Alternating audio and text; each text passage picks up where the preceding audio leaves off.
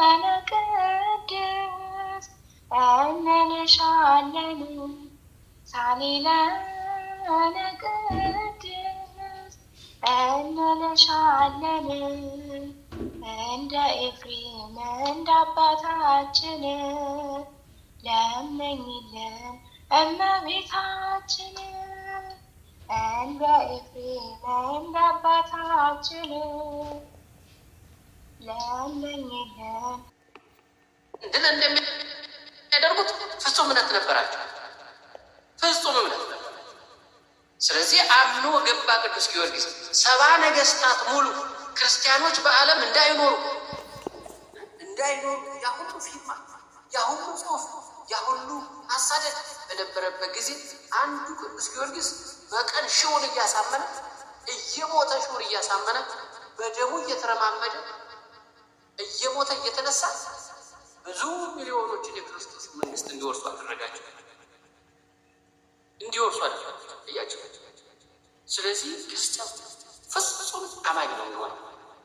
ፍርሃት ፍጹም ፍቅር ፍርሃትን አውጥታ ትጥላለች። አሁን ለምን ነው የምንፈራው? ተጠራጣሪ ስለሆነ ለመኖር ስለምንፈልግ እንጂ ለዘላለም የምንኖርበት አይሻልም? ለዘላለም ለመኖር አንዘጋጅ። የተወሰነ ጊዜ ለምንኖርበት ዓለም ትተነው ለምንሄደው ዓለም ለምንድን ነው ሁለት ሰው ሆነን የምንሄደው? አንድ ፍጹም አማኝ ሆነን አንሄድም? በያም ቢመጣ ስለ እምነታችን የሚመጣ መከራ ነው። ስለዚህ መስቀሉን የሚሸከም ደግሞ መከራ እንደሚደርስበት ተነግሯል። የክርስቶስ አካል ሆነን መቀጠል ነው ይሻል እና 3 ደቂቅ በዚህ መልኩ መከራውን ተሻገሩ። ከዛ በኋላ ዘመነ ሰማዕታት እነ ቅዱስ ጊዮርጊስ እነ ቅዱስ ፋሲለደስ እነ ቅዱስ መርቆሬዎስ የነበሩበት ዘመነ ሰማዕታት ይባላል። ዘመነ ሰማዕታት ነው የሚባለው። በቃ ራሳቸውን አንገታቸውን ለሞት ለስለት ለሰይፍ መስጠት፣ እጃቸውን ለሰንሰለት፣ ወገባቸውን ለግርፋት፣ አንገታቸውን ለሰይፍ እየሰጡ በደማቸው እየመሰከሩ ተአምራት በእነሱ እየተገለጸ እነዛን አረመኔ ነገስታት፣ ክፉ ጨካኝ ነገስታት፣ አብያተ ክርስቲያናት የሚያቃጥሉትን ክርስቲያኖች የሚያሳድዱትን ነገስታት በደማቸው እየተዋጓቸው እግዚአብሔር መንግስት ወረሱ። እነሱን እየተከተሉ ደግሞ ሌሎች ሰማዕታት ተነሱ ማለት ነው። ከእናቶች ወገን፣ ከእህቶች ወገን፣ ከአባቶች ወገን፣ ከወንድሞች ወገን፣ ከሊቃውንት ወገን፣ ከቅዱሳን ወገን፣ ከዲያቆናት ወገን፣ ከቀሳውስት ከነገስታት ወገን የተነሱ በቃ የዘላለምን መንግስት ለመውረስ ማለት ነው። የዘላለምን ህይወት ለመውረስ ቅዱስ ገብረ ክርስቶስ ምንድን ነው ያለው? የአባቴ መንግስት ኃላፊ ነው አይደለም? ለምሳሌ አባቴ ነገር ሸምገል ቢል ቢያረጅ ስልጣኑን ለኔ ነው የሚሰጠው። ስለዚህ የአባቴ መንግስት ኃላፊ ነው። የመድኃኔዓለም መንግስት ግን ለዘላለም ትኖራለች። የሚያልፈውን መንግስት ተስፋ ከማደርግ ይልቅ የማያልፈውን መንግስት ተስፋ ማድረግ አይሻልም ወይ አለ። የማያልፈውን መንግስት ተስፋ በማድረጉ የዘላለምን መንግስት ወረሰ። ገብረ ክርስቶስ ሙሽራው ገብረ ክርስቶስ የክርስቶስ መንግስት ወራሽ ሆነ። ዛሬ ገብረ ክርስቶስ ያው ነው። ዛሬ ገብረ ክርስቶስ ዘላለማዊ ነው። በክርስቶስ መንግስት በደስታ ነግሶ ሙሽራው በደስታ ይኖራል። ስለዚህ የዘላለምን ህይወት ለመውረስ ዛሬ ዓለምን መናቅ፣ በማተባችን መጽናት፣ በማተባችን መደራደር ተገቢ አይደለም። ሊርበን ይችላል፣ ሊጠማን ይችላል፣ ሊያፈናቅሉን ይችላሉ፣ ስራ ሊከለክሉን ይችላሉ። በተለያየ መልኩ ግን እግዚአብሔር ሆይ ከኔ ጋር ቁም ማለት ያስፈልጋል። ዓለምን ድል እንድናደርግ ነው እንጂ ዓለም እንዲያሸንፈን ክርስቲያኖች አልሆንም ማለት ነው። ጨለማውን ዓለም በብርሃን እንድንቀይር ነው እንጂ እኛ ራሳችን ጨለማ ሆነን ከጨለማ ጋር እንድንተባበር አይደለም። ይሄ ምን ነካችሁ ክርስቲያኖች? እናንተ የዓለም ብርሃን ናችሁ አይደል ያለው? መልካም ስራችሁን አይተው የሰማዩን አባታችሁን እንዲያከብሩ ብርሃናችሁ በሰው ፊት ይብራ። እነዚህ ክርስቲያኖች ምን አይነት የጸኑ ናቸው? ምን አይነት ጠንካሮች ናቸው? ምን አይነት ልብ ነው ያላቸው? ምን አይነት ፍቅር ነው ያላቸው ብሎ ሰዎች ከጨለማ ወደ ብርሃን እንዲመጡ ነው እንጂ ከሞት ወደ ህይወት እንዲሻገሩ ነው እንጂ ካለማመን ወደ ማመን፣ ከክደት ወደ እምነት እንዲመጡ ነው እንጂ ማለት ነው። አንዳንድ ጊዜ ልክ ሰው የዋለበትን ነው የሚመስለው። የዋለበት ለምሳሌ ከጫካ ቃሚ ጋር ከኋላቸው ጫቃሚ ልትሆኑ ትችላላችሁ፣ ልንሆን እንችላለን። በጣም ከባድ ግን ምንድን ነው ያለው ጌታችን ኢየሱስ ክርስቶስ? ከአሕዛብና ከመናፍቃን እርሾ ተጠበቁ አለ። ሰላምታ ሁሉ የሚቀይሩ ሰዎች ለመምሰል ማለት ነው። እነሱ ሳይቀይሩ አንተ ምን ያስቀይራል? አንተ ኢየሱስ ክርስቶስ እንዲቀየም ነው የምትፈልገው ወይስ እነሱ እንዲቀየሙ ነው የምትፈልገው? ማነው አንተ የሚበልጥብህን አትመርጥም እንዴ? አብረው ከአንተ ጋር የሚኖሩ ማን ነው? ዘላለም ከአንተ ጋር የሚኖሩ ማን ነው? እግዚአብሔር አይደለም? ይህ ጓደኛ እኮ ነገር ይቀር ይችላል።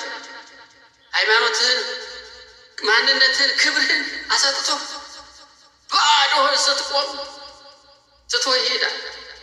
ለቁጭት፣ ለጸጸት፣ ለማትወጣበት አረንቋ ጨለማ አስገብቶ ሊሄድ ይችላል። አንተ ግን ከነ ክብርህ መቆም አለብህ። ከነ ማተብህ፣ ከነ ሃይማኖትህ መቆም አለብህ። የመጣብህን ጽዋቶ መከራ በጸጋ ተቀበል። ብትታሰርም ታሰር፣ ብትሰደድም ተሰደድ፣ ብትራብም ትራብ፣ ከስራ ብትታገድም ታገድ። ነገ ለዘላለም መንግስት እግዚአብሔር ያዘጋጃል። ስለዚህ በእምነታችን መጽናት፣ ሰማዕትነት የመጣውን መቀበል፣ መፍራት አያስፈልግም። ፍራቻ አይደለም ያስተማረን ኢየሱስ ክርስቶስ፣ ጽናትን፣ ትዕግስትን፣ ማስተዋልን፣ ፍቅርን ያስተማረን እና በዘመነ ሰማዕታት ጊዜ እንዴ ክርስቲያኖች በየት ነው ያሉት? ተፈልገው እንደ ሽንኩርት የሚከተፉት እሱን ያንን ዘመን አለፉት። እነሱ ቤተክርስቲያንን እየሞቱ አሻገሯት። ይሄ እኛ ዘመን ደግሞ በተለያየ መልኩ ነው። እጃችን ያለው ሞባይል ሰይፍ ሆኗል። ዓለሙ በራሱ የተገለባበጠ ነው። ቴክኖሎጂው ራሱ ክርስቲያኖችን ነው የሚያሳድደው፣ ኦርቶዶክሶችን ነው የሚያሳድደው። ሌላው ላይ ብዙ ግንዛቤ የለውም፣ ትቶታል። እሱን ሌላው እኛ ላይ ነው ሰይፉን እያነሳ ያለው። እንደገና በአንድም በሌላ መንገድ ደግሞ የሚጥለው እኛን። ለምን እንወድቃለን? ከቆመ አካል ጋር ቆመን መኖር ሲገባን፣ ሕያው ከሆነ አካል ጋር ሕያው ሆነን መኖር ሲገባን እንዴት ከሚወድቅ አካል ጋር ለምን እንወድቃለን? ከሚጠፋ አካል ጋር ለምን እንጠፋለን? አምላካችን ለዘላለም ጸንቶ የሚኖር አምላክ ነው የምናመልከው። የምንገዛለት ጌታ ዘላለማዊ መንግስት ያለው መንግስቱ ዘላለም የተባለለት መንግስቱ ዘላለም የኛ አምላክ የኛ ጌታ የኛ ፈጣሪ ሰማይና ምድርን ገዝቶ ፈጥሮ የሚገዛ ዓለምን በመሃል እጁ ይዞ እንደ እንቁላል ዓለምን የሚቆጣጠር ጆሮ የሚሰማ አይኑ የሚያይ የነገሩትን የሚሰማ ሰምቶ የሚፈጽም አምላክ እያለ አብርሃምን ያከበረ ይስሐቅን ያከበረ ያዕቆብን ያከበረ አምላክ እያለ ጴጥሮስን የመረጠ አምላክ እያለ ዳንኤልን ከአናብስት አፍ የጠበቀ አምላክ እያለ ለምን እንጠራጠራለን? እሱም እውነት ነው ሊኖር የሚገባው እና ስለዚህ በዘመነ ሰማዕታት ቆራጥ መሆን እኛ ያለንበት ዘመን ዘመነ ሰማዕታት አትርሱ። ተመልሶ ታሪክ ራሱን ይደግማል እንደተባለ ሁሉ ዛሬ እኛ የምንኖርበት ዘመን ዘመነ ሰማዕታት።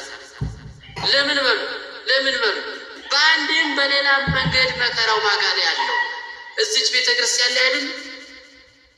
እሳት የሚያንዣብብባት፣ ጠላት ዙር የሚዞራት፣ ምክር የሚመከርባት፣ የሚዶለትባት እች ቤተክርስቲያን አይደለችም? ስለዚህ ዘመነ ሰማዕታት ነው ማለት ነው። እና በዚህ ዘመን ደግሞ ከተለያየ ነገር ራሳችንን መጠበቅ አለበት። አንደኛ ከዘመኑ ከቴክኖሎጂው ጋር ስንገናኝ ቴክኖሎጂውን ስንጠቀም የምንጠቀመውን ነገር መምረጥ አለበት። አንድ ሁለተኛ የማይረባ የማይጠቅም ነገር መጠቀም የለብንም። ጊዜያችንን ያባክንብናል፣ ጊዜያችንን ይገልብናል። ሶስተኛ መቁረብ አለብን። ስጋችንና ነፍሳችን ከብረው ሊኖሩ ደማችን ወደ ኢሉሚናቲው መንፈስ እንዳይገባ የኢሉሚናቲው መንፈስ የማይቆጣጠረው የክርስቶስ ደምና ስጋ ካለብን ብቻ ነው። እሱን ድል የሚያደርገው የጌታችን የአምላካችን የመድኃኒታችን ኢየሱስ ቅዱስ ስጋና ክቡር ደም ተቀበሉ። ቁረቡ። መቁረብ ነው። በምናገኘው አጋጣሚ መቁረብ ነው። በሶስተኛ ደረጃ በርትተን ጠንክረን መጸለያለን። አሁን ይሄ ክፉ መንፈስ መጨረሻ ሰዓት ሁሉን ዓለምን እቆጣጠራለሁ ብሎ ይነሳል። ግን ዓለምን የሚቆጣጠረው እግዚአብሔር ነው። እሱ አይችልም። ክፉ መንፈስ ስልጣን የለውም። ስልጣን የመድኃኔዓለም ነው። ኃይል የእግዚአብሔር ነው። ማዳን የእግዚአብሔር ነው። አይደለም እንዴ? ጥበብ የእግዚአብሔር ነው። እውቀት የእግዚአብሔር ነው። ሁሉ የእግዚአብሔር ነው። ስለዚህ እግዚአብሔር ሁሉም ማድረግ ስለሚችል መቁረብ መጠመቅ፣ ጸበል መጠጣት፣ በመስቀሉ መታሸት፣ ዘወትር መጸለይ ተገቢ ነው።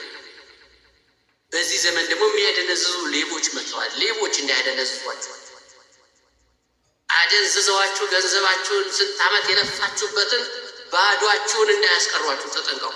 ራሳችሁን ጠብቁ። እውነቴን ነው የምላችሁ። ራስን መጠበቅ እባብ ላይ ተማሩ። እባብ እንኳ ራሷን ተጠብቅ የለ እንዴ? ታዲያ እኛ ምንድነው ራሳችንን የምንጥለው? ለምን ራሳችን እንጥላለን? እባብ እንኳ ራሷን ስትጠብቅ እኛ ራሳችን መጠበቅ ያቅተናል? ሰው አድርጎ ፈጥሮን። ራሳችሁን ጠብቁ። ወንዶችም ሴቶችም ራሳችሁን ጠብቁ። ማንም እንደ ገበታ ቆሎ እንደ ቁና ቆሎ ሊዘግናችሁ አይገባም። ማንም ሊያጨረብራችሁ ሊያታልላችሁ አይገባም። ዞር በል ካጠገቤ ብሉት። ጠላት ሆይ ዞር በል ማለት ያስፈልጋል። ዲያብሎስን በአንድም በሌላ መንገድ ሲመጣ ማስወገድ ያስፈልጋል።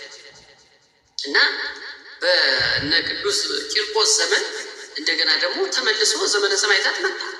በእነ ቅዱስ ቂርቆስ ዘመን ደግሞ ክርስቲያኖችን የዋሉበት እንዳይውሉ ያደሩበት እንዳያድሩ ነው።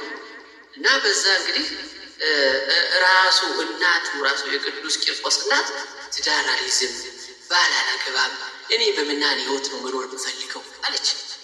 አይገርምም? እንዲሁ ይገርማል። አሁን በዚህ ዘመን ሎሽን የሚጠቀመው ምን የሚጠቀመው ሴቱ ከፀጉሩ ላይ ሌላ ፀጉር ይጠቀማል፣ ከጥፍራቸው ላይ ሌላ ጥፍር ይጠቀማሉ፣ ከቅንድባቸው ላይ ሌላ ቅንድብ ይጠቀማሉ። መከራቸውን የሚያወቶቻችን ብዙ አሉ። እንግዲህ ይሄ ማለት ምን ማለት ነው?